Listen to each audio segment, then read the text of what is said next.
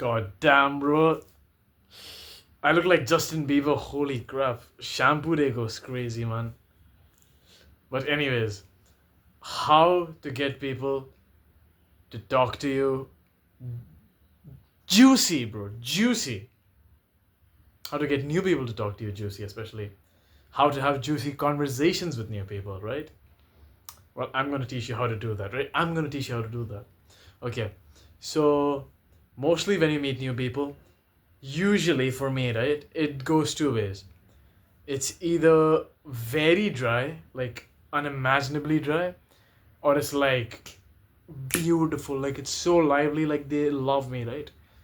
And the beautiful part about this is that if it's with girls, right, having that kind of a decorum to yourself, talking to them like that, will actually make them like you a lot. And I mean like you, right? So let me tell you how to like get into that juicy conversation, right? How to gel immediately. Okay, so the first step is to always be smiling, right? Why? Again, I've told this so many times. Smiling is basic human psychology. If I told you this here, yo, what's up, bro?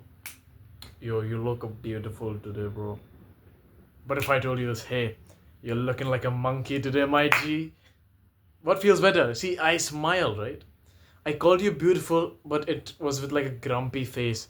However, I called you a monkey with a smile on there, and it seems amazing. Same thing applies, right? You can smile and tell a person to go to hell, and they'll be happy. That's just how human biology works, right? That's the first step. Why? Let me give you another reason, right?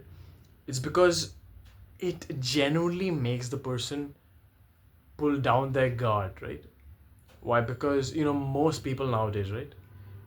Especially people our age, teenagers, they seem to be quite skeptical. Like if you ask me, right? Because new people, right? I don't know how this person is. That's how young people tend to be, right? Kind of skeptical. If you go up to an old person, right? It feels like they're receiving you, right? Because they're so mature in their behavior, right? They treat you like their own child, right? That's what you call welcoming energy. You must have that welcoming energy, right?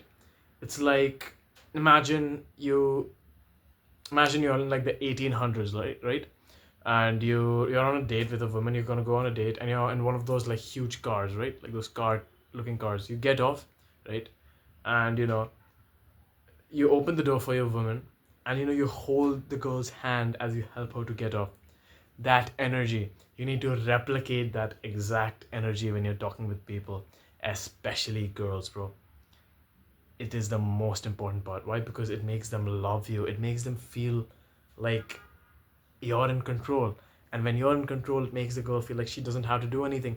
And when she feels like she doesn't have to do anything, you have her, bro. So yeah, that's the first step. Be happy and have that welcoming energy. Now, the second step is what I call golden retriever energy, right? So what does this mean? It's basically always being in the mood I am right now, right? And it maybe like even a notch higher. Imagine a golden retriever. Do you ever see golden retrievers like, grumpy or serious? No. They're always in the present. They're always looking forward to whatever they're doing. I could be traveling in like public transport, right? I could be traveling on a bus. I'd be looking forward to wherever I'm going. Why not? Because why not? God gave me life. I'm gonna, you know, give this world my gift of happiness and, happiness and love. Yeah. So always look forward to new things, right? Always be desperate. Now, desperate, right? Always be desperate to get to know the other person. Now, a lot of people misinterpret this word, right? From desperate, of course, I don't mean like, the turning off desperate, but be genuine about getting to know the other person, right? Oh, this is actually crazy. You went to that school. Wait, I think I know from someone from that school, right? Get everything out, bro. Share. But the thing is, okay, I'll actually make the next step for that. So golden retriever energy. There's a few steps to do this, right? Always smile.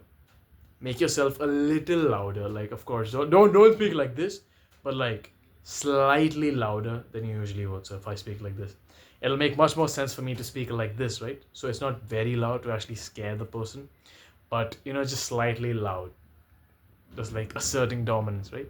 Do that, and have an urgency, like a sort of urgency in your voice, like, oh, that's crazy, oh, that's beautiful, right? Have that gravitas in your voice. Okay, that's golden retriever energy. And now, the third step. What do you think it is? What do you think the most important step is, right? It is to speak less.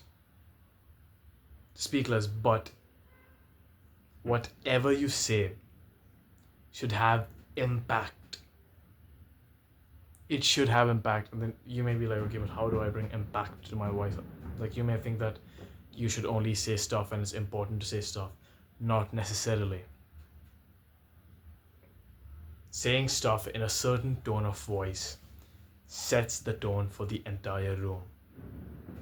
How does that work, you ask? Okay, if I'm talking to a girl, right, and she's talking about her school, or and I go to like, pick any school, I go to uh, golden whatever, I go to the Golden Church. That's the school name, right?